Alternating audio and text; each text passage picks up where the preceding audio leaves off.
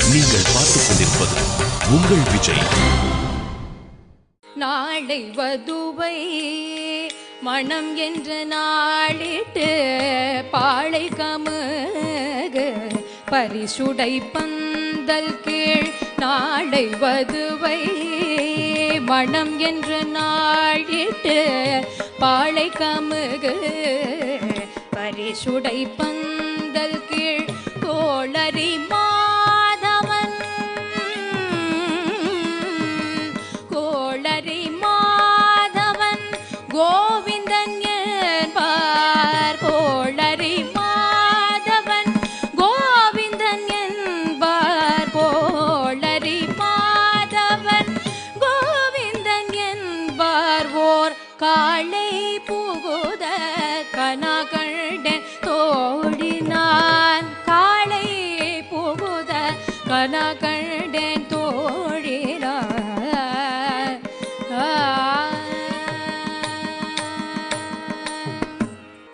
பூர்வ காலங்கள்ல நிச்சயதார்த்தம்ங்கிறது ரொம்ப அழகா பண்ணுவாளாம். இந்த நிச்சயதார்த்தத்தை பத்தி சொல்றதுதான் அடுத்தது. நாளை வதுவை மனம் என்று நாளைக்கு கல்யாணம் அப்படின்னு நிச்சயம் பண்றாளாம். எப்போ எங்கன்னு பார்த்தா பரிசுடை பந்தல் கீழ்ங்கிறான். பாகு கமுகு அற்புதமான அந்த பந்தலுக்கு கீழே உட்காந்துண்டு இந்த பொண்ணு அப்படின்னு சொல்லி நிச்சயம் பண்றாளாம். நாளைக்கு கல்யாணம் அப்படின்னு நிச்சயம் பண்ணி ரொம்ப அழகா சொல்றான். அந்த கோவிந்தன்கிற சப்தம் ஆண்டாளுக்கு ரொம்ப பிடிச்ச சப்தமா. கோவிந்தன்னா என்ன அர்த்தம்?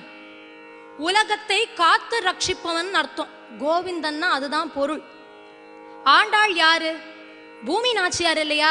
பூமி தேவி அவதாரம் தானே ஆண்டாள்ங்கிறப்போ, அதனால பூமியை காத்து ரட்சிக்கும் தெய்வம் அப்படிங்கிறதுக்கு இணையானது கோவிந்தன்கிற நாமம். அதனால அந்த கோவிந்தன்கிற நாமம் அவளுக்கு ரொம்ப பிடிக்கும். நிறைய சொல்லியிருப்பா. கூடாரை வெல்லும் சீர் கோவிந்தா அப்படின்னு வரிசையா நிறைய அந்த கோவிந்தாங்கிற சப்தம் சொல்லியிருப்பா. இன்னொரு அர்த்தம் இந்த கோவிந்தாக்கு, நமக்கு ஏதாவது காரிய சித்தி ஆகணும்னா கோவிந்தான்னு சொல்லுங்கன்னு சொல்லுவா. காரியம் வெற்றி வேணுமா கோவிந்தான்னு சொல்லுங்க, விஜயம் வேணுமா கோவிந்தான்னு சொல்லுங்கன்னா இங்க சொல்றா. கோ எடுத்த உடனே காரியம் சித்தியானும்னா முதல்ல பெருமாள்கிட்ட போங்கோ கோ. அடுத்து என்ன அர்த்தம்னார்? வின். அவ்வளவுதான், காரிய சித்தி ஆயிடுறதே. கோ வின். அப்புறம் என்ன? காரியம் சித்தி ஆயிடுத்துனா வேலை முடிஞ்சு போயிடுத்து. டன்னர் கோ வின் டன். முடிஞ்சு போச்சே. காரிய சித்தியார்த்தனா கோவிந்தன் நாமத்தை சொல்லுங்க. இப்படி கோவிந்தாங்கிற ஒரு சப்தத்தை நிறைய சொல்லி அவர் உள்ள வராராம். அத்தனை பேரும் அவரை பார்த்து ரசிக்க ஜம்முன்னு உள்ள வந்துட்டார்.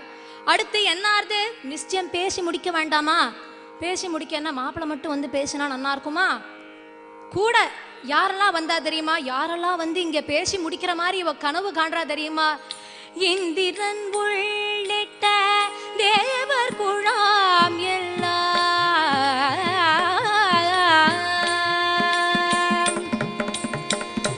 இந்திரன் உள்ளிட்ட தேவர் குழாம் எல்லாம் வந்திருந்தேனை மகள் பேசி மந்திருத்தே, வந்திருந்தேனை மகள் பேசி மந்திருத்தே, மந்திர கோடி முடுத்தி மணமாலை, மந்திர கோடி முடுத்தி மணமாலை, அந்தரி சூட்ட கனகண்டன் தோழினார், அந்தரி சூட்ட கனகண்டன் தோழினார்.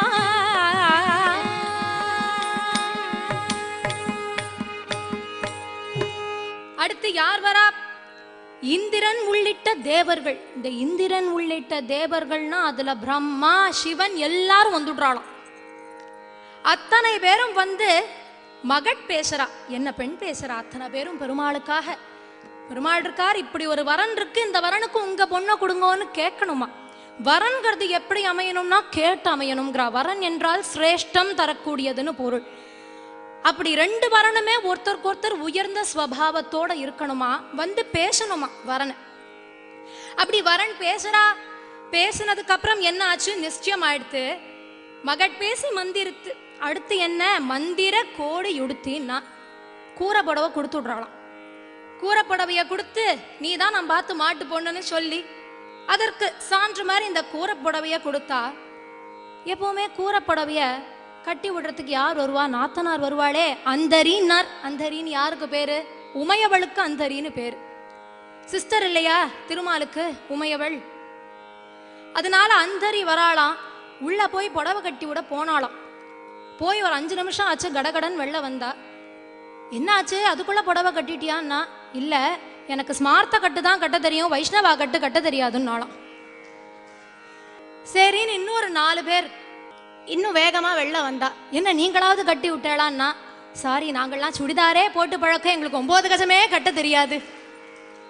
கடைசியில யார் கட்டி விடுறானா, பெரியாழ்வாருடைய மனைவி பத்மாவதின்னு பேரு, அவ கட்டி விடுறா. அந்தரி மணமாலை சூற்றா, நாத்தனார் கழுத்துல மாலை போட்டா. இது எல்லாம் நல்லபடியா நடந்தது. இதற்கடுத்து என்ன ஆகணும்? நாள் திசை தீர்த்தம் கொணர்ந்து நனி நல்கி,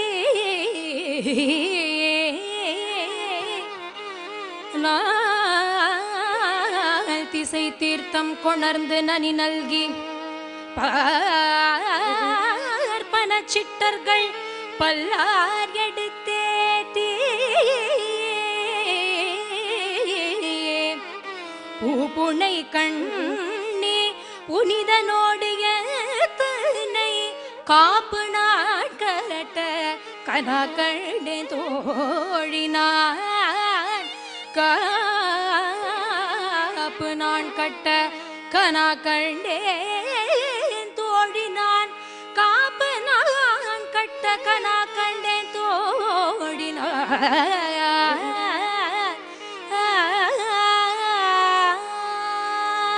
சொல்றா, நாள் திசை தீர்த்தம்னா எல்லா ஊர்ல இருந்து குடம் குடமா ஜலம் எடுத்துட்டு வரா. இப்போ இருக்கிற மாதிரி மக்கள் அல்ல, குடம் குடமா நாள் திசை தீர்த்தம் கொணர்ந்து நனி நல்கி.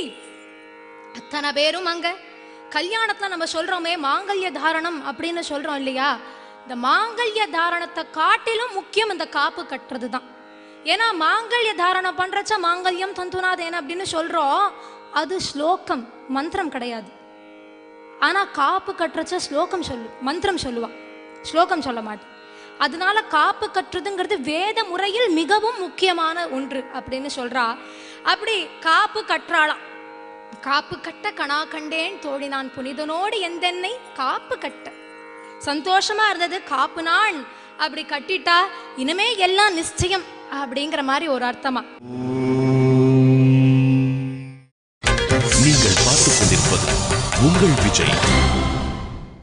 கதிரொளி தீபம் கலசமுடன் ஏந்தி, கதிரொளி தீபம் கலசமுடன் ஏந்தி, சதிரிள மங்கையர் தாம் எதிர்வந்து கொள்ள, சதிரிளோ மங்கையர் தாம் எதிர்வ கொள்ள, மதுரையார் மன்னன் அடிநிலை தொட்டு, மதுரையார் மன்னன் அடிநிலை தொட்டு, மதுரையார் மன்னன் அடிநிலை தொட்டு, அதிர புகுத கனாகண்டே தோழினான், அதிர புகுத கனாகண்டேன் தோழினான்.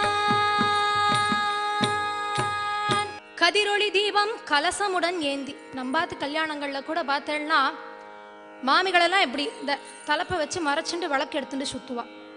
கலசம் ஒருத்தர் எடுத்துட்டு இருப்பா, கையில ஒருத்தர் விளக்கு எடுத்துட்டு அப்படி சுத்துவா. இங்க எப்படி அந்த பெண்மணிகள் எப்பேற்பட்டவர்கள்னு சொல்றார். யார் பண்றான்னு பார்த்தா சதிர் இளம் மங்கையர்னா. இந்த மங்கையருக்கு எப்படி இருக்கணுமா அந்த மங்கையர்கள் என்று பார்த்தால் சௌமங்கல்யத்தோடு இருக்கணுமா. முதல்ல அத்தனை பேரும் பூவும் பொட்டும் நிறைந்து பளபளன்னு அவ்வளவு அழகா இருக்கணுமா. சதிர் இளம் மங்கையர்னா ரொம்ப சின்னவா தான் இருக்கணும்னு அர்த்தம் இல்லையா, பழுத்த சுமங்கலிகளும் அதுல அடங்குவாளாம். அப்படி அத்தனை பேரும் கையில இந்த கலசம் அந்த தீபம் எடுத்துட்டு வராளாம். மதுரையார் மன்னன்னார். வடமதுரை அல்லவா, வடமதுரைக்கு யார் மன்னன்? இவர் தானே. அப்படி மதுரையார் மன்னன் அடிநிலை தொட்டெங்கும் அப்படியே அழகா அந்த அடிநிலை எல்லா இடத்துலயும் தொட்டு தொட்டு தொட்டு தொட்டு அதிர புகுத கனா கண்டேன்னார். அழகா உள்ள வராரா. எப்படி உள்ள வரார்? வலது காலை எடுத்து வச்சு உள்ள வராராம். ஏன் இடது காலை வைக்க கூடாதா? அது என்ன வலது கால்? வலது கால் என்பது பணிவை குறிக்கக்கூடியது. ஒரு நல்ல க்ஷேம காரியங்களுக்கு, சுபிக்ஷமான விஷயங்களுக்கு போகணும்னா வலது காலத்தான் எடுத்து வைக்கணும். இதெல்லாம் நம்ம சொன்னா எப்படி இதை நம்புறது அப்படின்னு கேட்டா அதற்கும் ஒரு உதாரணம். இன்னைக்கும் நம்ம ஆர்மி அந்த மாதிரி இடத்துலலாம் பார்த்தோம்னா மார்ச் பாஸ்ட் எப்படி பண்றா? லெஃப்ட் ரைட்டுன்னு தான் போடுவா. ஏன் ரைட் லெஃப்ட்னு போடக்கூடாது? லெஃப்ட் ரைட்டுன்னு தானே போடுறா. இந்த இடது கால் என்பது யுத்தங்களுக்கு செல்பவர்கள் போடுவது. யுத்தத்துக்கு போறவா தான் இடது கால் எடுத்து வைப்பா. ஒரு யுத்தத்துக்கு போறதுக்கு, இல்ல ஒரு வெற்றி, ஏதாவது ஒரு வெற்றி வரணும் அப்படின்னு வாகை சூட போறதுக்கு, இந்த மாதிரி காரியங்களுக்கு தான் இடது கால். மற்றபடி ஒரு சுவாமியை தரிசனம் பண்றதுக்கோ, ஒரு கோவிலுக்கு போறதுக்கோ, ஒரு குருவை தரிசனம் பண்றதுக்கோ, ஒரு பொண்ணு முதல்ல அவ மாமியாராத்து உள்ள போகும்பொழுது முக்கியமா வலது கால் எடுத்து வச்சு வாம்பா. இதற்கு என்ன அர்த்தம்னா, நல்லா பணிவோட வான்னு அர்த்தமா. உள்ள நுழையறச்சியே நல்ல பணிவோட வரணும்னு சொல்லும் விதத்துல வலது கால் எடுத்து வாங்கன்னு சொல்றான். அப்படி வலது காலை எடுத்து வச்சு அழகா வந்துட்டார். வந்தப்புறம் என்ன ஆகணும்? மத்தளம் கோட்ட வரி சங்கம் நின்றூத, மத்தளம் கொட்ட வரி சங்கம் நின்றூத, முத்துடை தாமம் நிறை தாழ்ந்த பந்தல் கீழ், முத்துடை தாமம் நிறை தாழ்ந்த பந்தல் கீழ், மைத்துனன நம்பி மதுசூதனன் வந்தனை, மைத்துனன் நம்பி மதுசூதனன் வந்தனை, கைத்தலம் பற்ற கனா கண்டேன் தோழினான், கைத்தலோ பற்ற கனா கண்டே தோழினான்.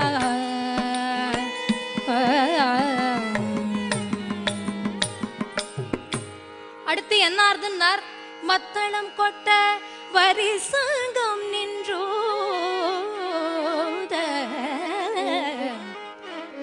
மத்தளம் அப்படியே வாத்தியங்கள். யாராவது மிருதங்கத்தை கொட்டுங்கோன்னு சொல்லி பார்த்திருக்கேளா? மிருதங்கத்தை கொட்டுங்கோ, தபலாவை கொட்டுங்கோன்னு சொல்லி பார்த்திருக்கேளா? அதெல்லாம் வாசிக்க கூடியது. மத்தளத்தை மட்டும் கொட்டணுமா, அப்பதான் அந்த கம்பீரமான அந்த நாதம் கிடைக்கிறது. மத்தளம் கொட்ட வரி சங்கம் நின்றூத. இந்த சங்கத்தை பத்தி ரொம்ப அழகா சொல்றா. கற்பூரம் நாருமோ கமலப்பூ நாருமோங்கிற ஒரு பாசுரத்துல அந்த ஆழி வெண்சங்க கேட்கிறா. சொல்லாழி வெண்சங்கேன்னு கேட்கிறா. அந்த சுவாமியுடைய ஒரு திருவாயுடைய ருச்சி எப்பேற்பட்டது உனக்கு தானே தெரியும் அதுன்னு கேட்கிறாள். அப்படி வரி சங்கம் நின்றூத, முத்துளை தாம முத்து பந்தல், அத்தனை அழகான பந்தல் கீழ். அதற்கப்புறம் என்ன? பாணி கிரகணம் சொல்றான். கல்யாணத்துல எப்படி காப்பு நான் கட்டுறது முக்கியமோ அதை காட்டிலும் 100 மடங்கு முக்கியம் பாணி கிரகணம் தான். ஏன்னா பாணி கிரகணம் பண்றதின் மூலமாகத்தான் ஒரு பொண்ணு இவா கோத்திரத்துல இருந்து அவா கோத்திரத்துக்கு பரிபூரணமா மாறுறா. ரொம்ப அழகா சொல்லுவார் ஸ்ரீ அனந்த பத்மநாபாச்சாரியார் அவர்கள். இந்த இடத்துல சொல்லும் பொழுது, கைத்தலம் பற்ற கனா கண்டேன் தோழினான்னு சொல்றாளே, இந்த கை பெண்கள் தாமரை மொக்கு மாதிரி கையை வச்சுக்கணுமா, அதை முழுக்க ஆண்மார்கள் பிடிக்கணுமா. இந்த மேல் பாக்கத்தை மட்டும் லைட்டா அப்படி பிடிச்சா, கட்ட விரலை விட்டுட்டு பிடிச்சா அதற்கு ஒரு பலன். கட்ட விரலை மட்டும் பிடிச்சா, இந்த விரலை பிடிக்காத இப்படி கட்ட விரலை மட்டும் பிடிச்சா அதுக்கு ஒரு பலன். என்னென்ன பலன்கள்னு பார்த்தா, ரெண்டத்தையும் மொத்தமா சேர்த்து பிடிச்சாதான் பெண் ஆண் 2 குழந்தைகள் பிறக்குமா. ஒன்னை மட்டும் பிடிச்சா ஒன்னு பெண்ணா பிறக்கும், இல்ல ஆணா பிறக்குமா. அவர் சொல்றச்சு இன்னும் அழகா சொல்லுவா, பிடிச்சவா உற்றுங்கோ, பிடிக்காதவா இனிமே பார்த்துக்கோங்க. அப்படி அந்த கை பற்றுதல்ங்கிறது எப்பேற்பட்டது. அந்த பாணி கிரகணத்துக்கு அப்போ கை பற்றினாள்னா அதற்கப்புறம் எல்லா சம்பிரதாயங்களையும் அவ கையை பிடிக்கணுமா. அதற்கு என்ன அர்த்தம்னு பார்த்தா, என் வாழ்க்கையில் நான் தளர்ந்து போகும் சமயத்தில் நீதான் எனக்கு ஊன்றுகோல் அப்படின்னு அர்த்தமா. அதை விட்டுட்டு அவ கையை பிடிக்கிறத விட்டுட்டு இவன் கவரை பிடிக்கிறத பார்த்தான்னா, அத்தனை நாளி ஐ லவ் யூ அப்படின்னு சொல்லிட்டு இருந்த பொண்ணு 6 மாசத்துல ஐ லீவ் யூன்னு போயிடுவாளாம்.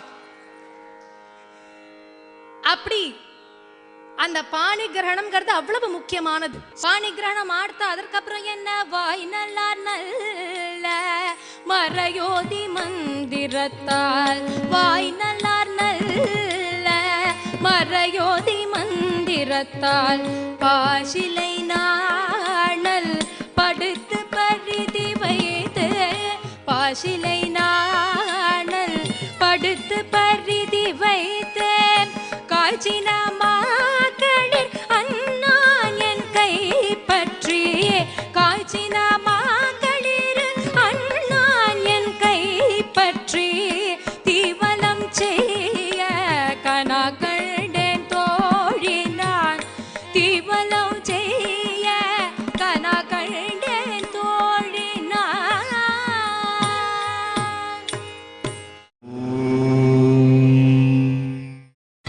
நீங்கள் பார்த்துக் கொண்டிருப்பது உங்கள் விஜய். அடுத்து அற்புதமா வாய் நல்லார் நல்ல மறையோதி அத்தனை பேரும் மந்திரங்கள் சொல்றாளாம். மந்திரம் சொல்லி அக்ஷதை போடுறாளாம். அத்தனை பேர் இருக்கா. யார்? இந்திராதி தேவர்கள் அத்தனை பேரும் அங்கன்னா இருந்துட்டு இருக்கா. முனிமண்டலங்கள் அத்தனை பேரும் அங்க இருக்க. அற்புதமா அவ எல்லாம் அக்ஷதை போட்டு ஆசீர்வாதம் பண்ணினா தான் இவ வாழ்க்கை நல்லா இருக்குமா. அதற்காக தான் கல்யாணம்னு பண்ணினா அத்தனை பேரை கூப்பிடுறது. அவ அத்தனை பேரும் அப்படி அக்ஷதை போட்டான்னாக்கா அவ வாழ்க்கை அதற்கப்புறம் ரொம்பவே நல்லபடியா இருக்குங்கிறத உணர்த்துவதற்காகவே. ஒரு கனவு கூட எப்படி காணணும்னு இருக்கு பாருங்க. பழைய காலத்துல 5 வேளை கல்யாணம், 5 நாள் கல்யாணம் முதல்ல, அப்புறம் 5 வேளை கல்யாணம் ஆச்சு. இப்ப 5 நிமிஷ கல்யாணமா என்றுக்கெல்லாம். அவ கனவு காண்றது கூட 5 நிமிஷமா காணலையாம். அத்தனை ஏன்னா அவ அப்பா அப்பேற்பட்ட வேத வித்து இல்லையா, அதனால அவருடைய பொண்ணும் அந்த வேத நெறி தவறாத திருமண கனவை காண்றாளாம். ஒரு விஷயமும் ஒரு நெறியும் எப்படி நடக்கணுமோ அந்தபடியே கனவுலையும் கண்டு வந்துருக்காவோ. அடுத்து பாசிலை நாணல். இந்த பாசிலை நாணல்கிறது பார்த்தோம்னா ஹோமகுண்டத்தை சுத்தி போடுவா. பாசிலை நாணல்னு ஒண்ணு போடுவா. அந்த பாசிலை நாணல் அதுல அப்படி போடும் பொழுது அந்த ஹோமகுண்டத்துக்குள்ள எல்லாம் போடணும். அந்த நாணலுக்குள்ள போடுறதெல்லாம் தேவர்களுக்கு சமர்ப்பணமாறுது. அந்த பாசிலை நாணலுக்கு வெளியில போடுறதெல்லாம் தேவர் அல்லாதவர்களுக்கு போய் சேரறதுதான். அதனால அது ஜாக்கிரதையா போடணும், பார்த்து போடணும். புண்ணியம் சேரணும்னா அதை கரெக்டா அந்த பாசிலை நாணல் பரிது கட்டுறதும் அதுக்குள்ள போடணுமா. அந்த சம்பிரதாயத்தை சொல்றா. அதற்கப்புறம் அழகா அவ கைய பிடிச்சுட்டு இருக்காரு இல்லையா. யார் கைய பிடிக்கிறதுன்னு ஒண்ணு இருக்கே. கைய விடுறவன் கைய பிடிச்சா என்ன ஆறுது, விட்டுட்டு போயிட்டே இருப்பான். சுவாமிக்கோ அச்சுதன்னு பேர் உண்டு. அடுத்து வரப்போற பாசுரத்தை சொல்லுவா. அறிமுகன் அச்சுதன்னு சொல்றா. அச்சுதன் அடித்தவனை கூட பிடித்த கை உடையவன்னு சொல்றான். அப்பேற்பட்ட கை உடைய அந்த பெருமான் ஹிரண்யகசிபுவையே விடலையாம். அவ்வளவு கொடுமை பண்ணின ஹிரண்யகசிபுவையே கைய கொடுத்தவன் ஆண்டாள் விட்டுட போறாளாம் என்ன? ஆண்டாள் அப்படி கைய கொடுத்தா விழ போறாரா என்ன? அவர் கைத்தலம் பற்றினார். ஆதிசங்கரர் பகவத் பார்த்தால் சொல்லும் பொழுது ரொம்ப அழகா சொல்றார். கைய நீயே கொடுத்துடுங்கிறார். ஏன்னா அந்த ஊர்ல இருக்கிறவளுக்கெல்லாம் கொடுத்து பழக்கம் கிடையாது, வாங்கித்தான் பழக்கம். அதனால நான் கைய கொடுக்கறேன்னு சொல்லு, உடனே கொடுத்துடுவா அவா. அப்படி அவளை கை பிடித்து தூக்க வேண்டும்னு சொல்லுவாளாம். அந்த மாதிரி அவளுடைய திரு கைய அப்படி பிடிச்சுண்டு தீவலம் செய்யறாளாம். இந்த தீவலம் செய்யறதுங்கிறது என்ன அப்படின்னு பார்த்தா சப்தபதி அப்படின்னு சொல்லக்கூடியது.